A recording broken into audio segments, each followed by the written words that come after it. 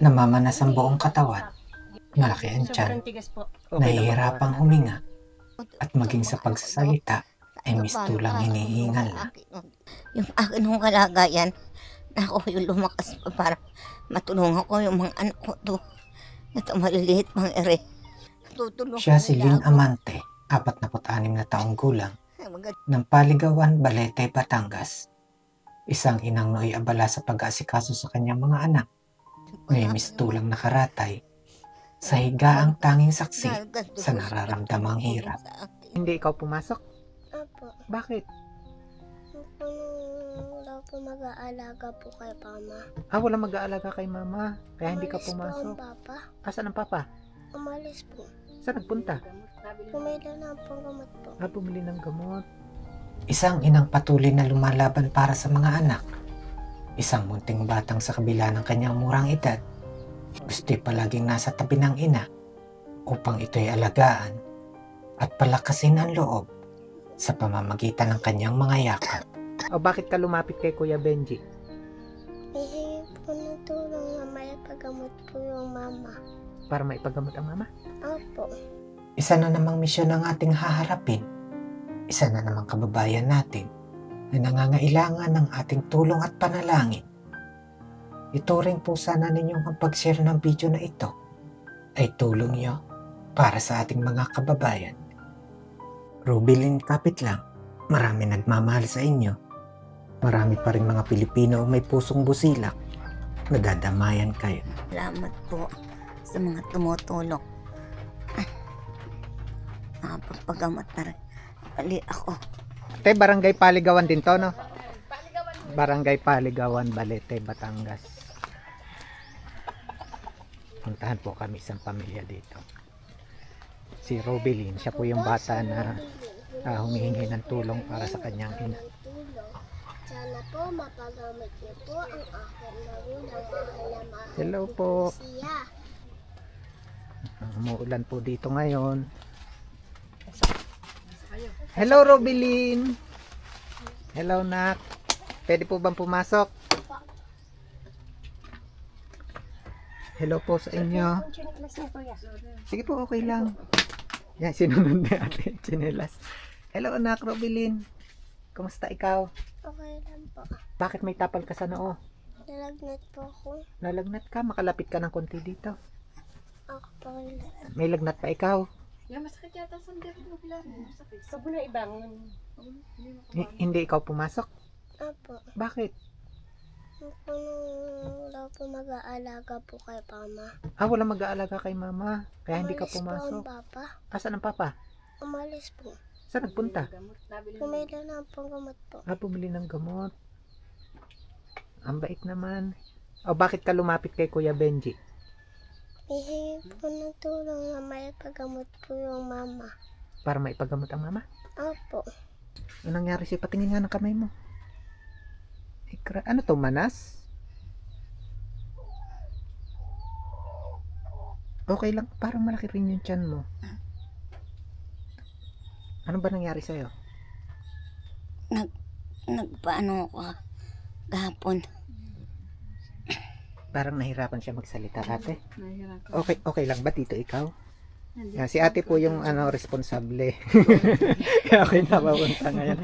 Ano pangalan mo, ate? Konsyala Lucy Rodriguez po. Konsehala po kayo Dati dito. po. Ay, yun po din ang tawag kahit hindi na ako konsyal.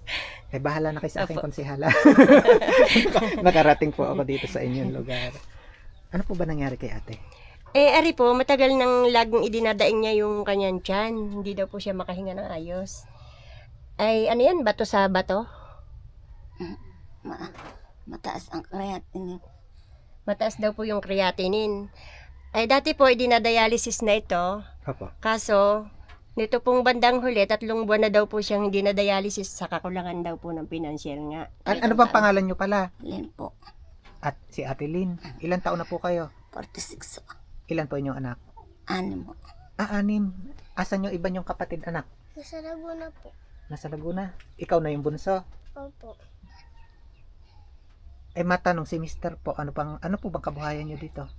Mag-aaraw-araw lang po. yung pag sinabing araw-araw konsihala, Nag-aalawagi po pagka may nagagawang bahay. May mga na... kung ano po yung ipagawa. Opo, kung ano dito pong sa ipagawa lugar. dito sa aming barangay. Eh, ano, Hindi mo may ano po baba? to? Manas, Manas din? po, mantigas po. Ay, ari po yung matigas. Matigas po eh. Saka po ito, sobrang tigas po. Okay lang bang hawakan natin, Lynn? Ay, oo nga, matigas po. Pati po kanyang braso. Gaano katagal na po ba inyong karamdaman na yan? Tagal na po ito ay. Hanggang na isang taon to. Eh, kumusta po yung inyong pagpapagamot? Patigil nga po ako at kulang nga ako ang aming pinansyal. Si ate ba'y nadadala sa ospital? Nadala po siya noong isang araw sa Jose Reyes. Kaso, ibinalik po siya at sobrang dami daw po ng pasyente. Ay di ngayon po, ay dinala siya sa Santa Rosa kahapon. Na-check up naman ikaw, Ana. Anong sabi sa iyo doon? Ano na magpakabit daw ako ng IG. Ng IG. Eh, sabi ko hindi ako pwede na magpakabit. Isang buwan na kakabit. Ma-infection na naman ako. Eh, wala na akong malalagyan. Gawa ng puriwan ang braso ko. Eh, sa sitwasyon niyo po ngayon, Ate Lynn, nga ano pong higit yung kailangan ngayon? Magpa-dialysis daw po ako. Eh, hindi ko po kaya magpakabit ng IGA. Ang sa private ay hiningi sa akin ay 16,000. 16,000. So, sa madaling salita, ate, ang kailangan ni Ate Lynn ngayon, Financial po. dialysis. Para po At para maipa-dialysis. ma-dialysis, pera talaga ang Opo. problema. Ay, grabe. O, anak. Gusto mo na gumaling si mama? Opo. Eh, kausapin mo sila. Nanonood sila ulit ngayon. Dito ka, dikit ka kay mama. Lapit ka kay mama. Hindi talaga pumasok yung bata. Alagaan mo yung Hindi, kanyang oh. mama. O, dikit ikaw kay mama. Oh, kausapin mo ulit sila. Sabihin mo ay, dito ka ng konti. Ari po Kuya Benji yung laging nakasuporta din ng BHW namin. Ay, hello po. Lagi po siyang nakakabilin. Ano ang pangalan ninyo? Test po, BHW po ako dito. Ay siya, maraming salamat po sa inyo. Actually, alam niyo kung bakit nakuha ko yung attention, kung bakit ako nandito ngayon. Opo. Hindi ko na po kailangang tanungin yung kalagayan kasi patunay kayong lahat na nagmamahal kay Ate Lynn. Ibig sabihin lang po, deserving talaga siya sa tulong. Opo. Kaya ako Tulad nandito nung- po ngayon. opo. Tulad po nung isang gabi, yung bata pong itakbon-takbo sa amin. Oo. Dadalhin nga daw po sa ospital. Sabi ko kakaawa ang mga bata, ang layo ng tinatakbuhan para humingi ng tulong. Takbo naman po agad kami din So, ang problema lang po talaga konsihala, Ate Lynn, financial talaga. Financial Ano? po talaga para ma-dialysis siya. So, mag-pray ikaw, anak, ha? Kasi si Kuya Benji, anak, hindi naman ako ang tumutulong. Kilala mo ba kung sino tumutulong? Si God. Ano? So, mag-pray ikaw. Sana maraming panood nito, maraming makapansin at makatulong sa inyo. Opo. Ano bang ipinag-pray mo lagi? Gumaling po si mama. Anong laging sinasabi mo kay Jesus? Sana po gumaling po si mama. Mahal na mahal mo si mama? Opo. Basta mag-pray ka lagi, ha? Wala namang imposible kay God. Ha? Kasi anak si God, kasi si Kuya Benji, wala naman talaga akong maitutulong. So, galingan mo ng pag-pray. Ha, Ate Lynn? Sana marami makapanood ng video na ito at makatulong sa inyo. Nak, buka yung kamay. Nararamdaman mo ba ang pagmamahal ni God? Opo. Kasi hindi niya kayo pinababayaan, ano? Ito, nak, galing to kay God. Para makapagpagamot si mama. Ha? Ito na. 1, Sabay si Kuya. 2, 3, 4, 5, 6, 7, 8, 9, 10, 11,200 anak para sa pagpapagamot ni mama, ha? Ano sasabihin mo? Dadagdagan ang pray, ha? Sana ito yung simula ng blessing. Sana yung makakapanood ng video na ito, marami pa rin makatulong para sa tuloy-tuloy na pagpapagamot ni mama. Thank you po sa tumutulong. Ano gagawin mo sa pera? Papagamot po ang mama. ibigay mo kay mama. Sabihin mo, mama, ito po yung iyong pampagamot. Ako, mama.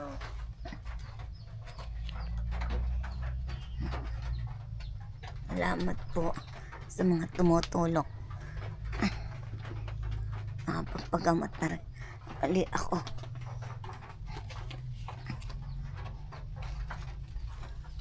Di ba, wala imposible kay God. Ano anak? Opo. O, biro mo, unang visit pa lang ni Kuya Benji. Ano konsehala? Opo. O, kahit ako Malaking anak, bagay po. kahit ako hindi ko ni-expect. Kasi yung pong naibigay ko sa inyo ngayon, yung 10,000 diyan, dumating bago pa po ako pumunta ngayon. Opo. Ha, anak? Opo. Pray lagi. Ha? Alagaan si mama. Oh, anong gusto mo sabihin kay mama, anak? Mama, magpagaling po kayo. Na mabuti. Ikaw din magpagaling ikaw, ha? Para hindi magkasakit. Ilang taon na ba ikaw? 7 po. Sasabi ng aming konsihala na yan. Maraming salamat po sa lahat po ng tumulong kay Len Amante. At lalong-lalo na po kay Kuya Benji. Maraming salamat po. Maraming salamat din konsihala, ha? Yan, dahil sa'yo, nakilala ko si Ate Lynn Opo. at nabigyan ng pagkakataon na mapuntahan sila. Ha, anak? Magte-thank you tayo sa nagbigay, ha? Yeah, sila yung dahilan, kaya may nabigay si Kuya Benji. Yeah, sila yung pinadala ni God para matulungan kayo. Maraming salamat po. Account number 5470200 kay Ate Charlotte and Kuya Kyle 1,000. At ito po, kanina lang bago ako pumunta anak dito, kay Ma'am Mary Grace po, maraming salamat, 10,000 pesos. Sila anak yung nagbigay ng tulong para daw makapagpagamot si mama. Ano sasabihin mo sa kanila? Thank you po sa kanila. Magpagaling daw ikaw, ha, at mag-aaral ng mabuti. Thank you po sa tumulong.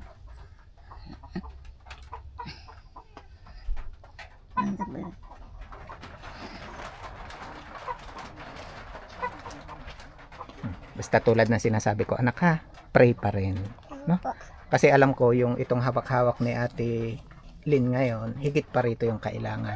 So magdasal tayo sana sa pamamagitan ng video na ito, marami pa rin makatulong sa inyo.